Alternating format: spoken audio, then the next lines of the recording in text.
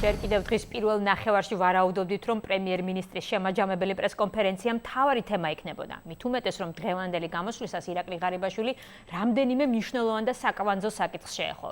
შიდა პოლიტიკა, მომავალი საპარლამენტო არჩევნები, ურთიერთობა რუსეთთან და ბრალდებები ყოფილი მაღალჩინოსნების მიმართ. ეს არის შემაჯამებელი ბრიფინგის მოკლე რეზიუმე. დღეს ქრონიკა დაინტერესდა, როგორ ხედავს პრემიერი კოალიციის მომავალს. ირაკლი ღარიბაშვილი არაფერს გამორიცხავს, თუმცა საპარლამენტო არჩევნებამდე კოალიციის შენარჩუნების იმედი მაინც აქვს. სავარაუდო გადაადგილებებსა და ცვლილებებს თავად კოალიციაშიც არ გამორიცხავენ. ქეთი ბოჯგუა ესწრებოდა დღეს წლის შემაჯამებელ პრესკონფერენციას და მისი რეპორტაჟიდან შეიტყობთ ახლა როგორ ხედავს მართველი უმრავლესობა საკუთარ მომავალს. არაფერს არ გამორიცხავს ზოგადად. ასეთი პასუხი აქვს პრემიერს ქრონიკის შეკითხვაზე კოალიციის მომავალთან დაკავშირებით. ირაკლი ღარიბაშვილი არ მალავს, რომ საპარლამენტო არჩევნებამდე წელიწადნახევრით ადრე საკუთარ პოლიტიკურ პარტნიორებში დარწმუნებული არ არის.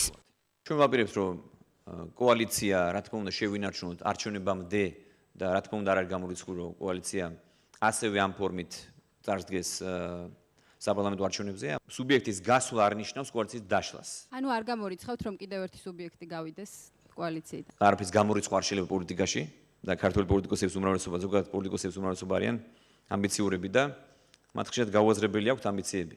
ვინ იგულისხმა ამბიციურებში უკვე ყოფილი თუ ჯერ კიდევ მოქმედი თანაგუნდელები პრემიერს აღარ დაუზუსტებია. რესპუბლიკურ პარტიაში აცხადებენ, რომ კოალიციის ლიდერის განცხადება მათ ასე გაიგეს. პრემიერმა თქვა, რომ ჩვენ ვართ კოალიცია და დიდი ალბათობით ვიქნებით მომავალ არჩევნებშიც ასე.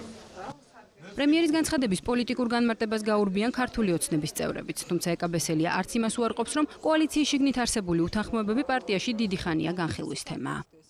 ჩვენ ახლა სახელდებით არავის არ ვიხილავთ, ვინ იქნება და ვინ არა, მაგრამ ზოგადად მსჯელობთ, ბუნებრივია მსჯელობთ კოალიციის შიგნით ბევრ საკითხზე და ალბათ გაგიკვირდებათ, რომ გითხრათ, რომ ამ საკითხებზე არ მსჯელობთ, ნამდვილად არ დამიჯერებთ, რა თქმა უნდა მსჯელობთ. კოალიციიდან კიდევ ერთი ძალის გასვლას არ გამორიცხავენ თავისუფალი დემოკრატებიც. ვიცე-სპიკერი ზურაბ ბაბაშიძე პროგნოზებზე უარს ამბობს, თუმცა მინიშნებას აკეთებს რესპუბლიკელებთან ღირებულებით სიახლოვეზე. რესპუბლიკური პარტია ვფიქრობ, რომ ამ კოალიციაში ერთ-ერთი ყველაზე საგადმოაზროვნე ძალაა და ვიცი, ყოველ შემთხვევაში ჩვენ მათთან პარტნიორობა და თანამშრომლობა გვაქვს. შეფასებებსა და პროგნოზებში უფრო თამამია ნაციონალური მოძრაობა. ოპოზიციურ პარტიაში ქართულ ოცნებას პოლიტიკურ ქაოსს უწინასწარმეტყველებენ.